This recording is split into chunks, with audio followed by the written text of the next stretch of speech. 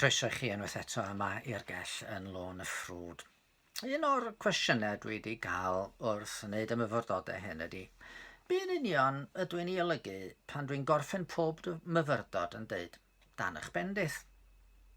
Be di ystyr yr ymadrodd yna? Be dwi'n ei olygu? Felly dyma fanteisio ar y cyfle i geisio egluro.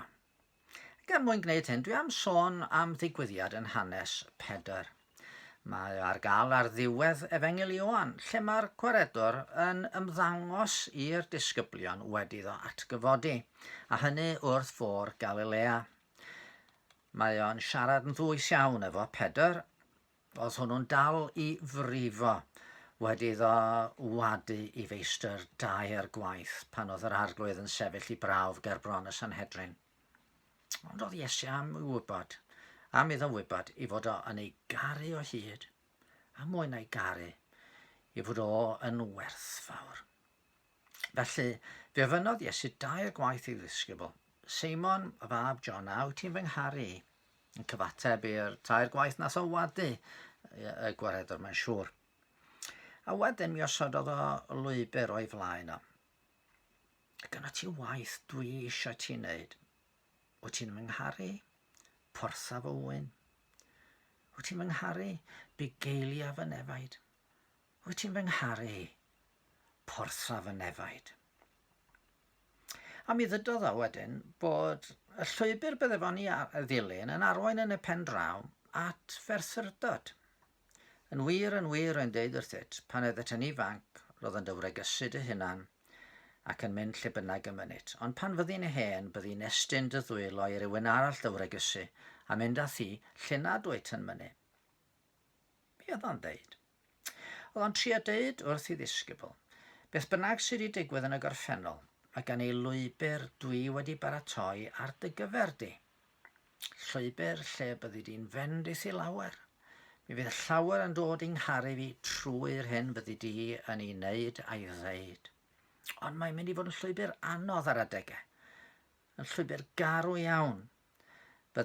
Ond ar y llwybr anodd a garw yma, mae gynna i fendithion i dy gynnal di ac i dy gadw di. Dwi wedi paratoi'r union beth rwy ti i angen ar gyfer y daith sydd o dy flaen. A felly bellach ymlaen fe ysgrifennodd Pedr yn ei lythyr. Mae ei allu dwyfol wedi rhoi ni bob peth sy'n angenrheidiol i fywyd a dywioldeb. A mae'n deud wedyn, mae wedi rhoi ni addewidion gwerthfawr dros bren, mwyn i chi trwyddynt hwy ddianc o afel llygredigaeth y trachwant sydd yn y byd. Ond wrth i Pedr siarad efo'r gwaredwr fel hyn, pwy sy'n dod heibio, ond Ioan, a disgybl yr oedd Iesu'n ei garu. Pan welodd Pedr hwn, fel dyma fy gofyn i Iesu, arglwydd, beth am hwn? A mateb y gwaredwr yn ddadlennol iawn. Atebodd Iesu ef, os byddaf yn dymuno iddo ef aros hyd nes y do fi, beth yw hynny i ti? Canlyn di fi. Mae gen hwn lwybr gwahanol i'w gerdded. Lwybr ei hun. A mae gen i fendithion addas ar ei gyfer o. Beth pwysig i ti ydy dy fod ti'n cadw dy olwg arnau yn cadw ymlaen i fy nilyn ni a mi roi'r cwbl o'r ti angen i fyw dy fywyd mewn tangnefedd ac yn ffyddlon i mi. Hynny di, tydi Duw ddim efo ryw fwced fawr o fendithion a gras yn y nefoedd ac yna mon i harllwys nhw drafflith i lawr ar y byd. Mae ganddo'r union fendith bersonol rydw i angen ar fy nghyfer i heddiw, ar un modd o'i holl blant. Mae'r llythyr at yr Hebreer yn sôn am ras yn gymorth cyfamserol neu gras yn gymorth yn ei bryd. Just ar yr adeg iawn. Mae hwn yn gysur mawr yn dydi. I'n helpu ni rhag pryderu. Mi oedd Cori ten Boom, y Cristion hyfryd yna o'r iseldiroedd fi oedd fyw trwy bethau mawr yn yr ail ryfel byd.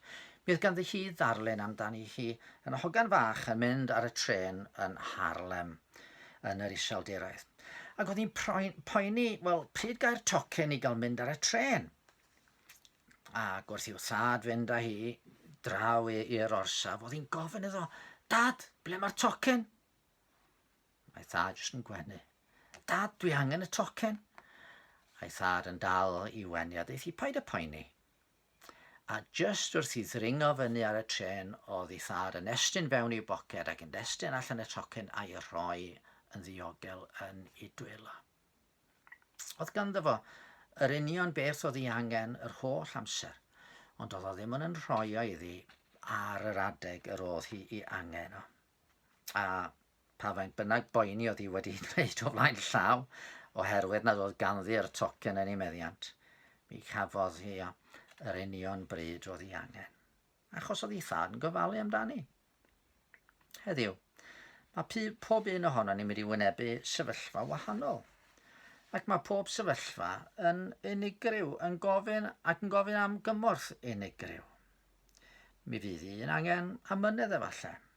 Tra bydd un arall angen yr hyder i fentro yn sydyn achos bod y cyfle wedi dod.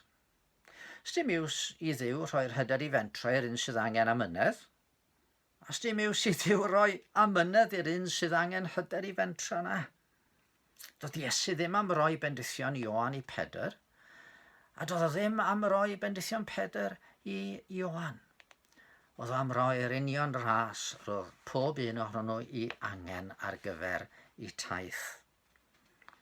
A Duw heddiw efo pethau da i'w rhoi i chi ac i fi. Nid rhyw fendithion cyffredinol, jyst yr hyn dyn ni i angen ar gyfer yn sefyllfa arbennig yn hynny. Fy ymuniad i felly ydy eich bod chi'n mynd ar eich ffordd dan y fendith mae Duw wedi pharatoi ar eich cyfer chi.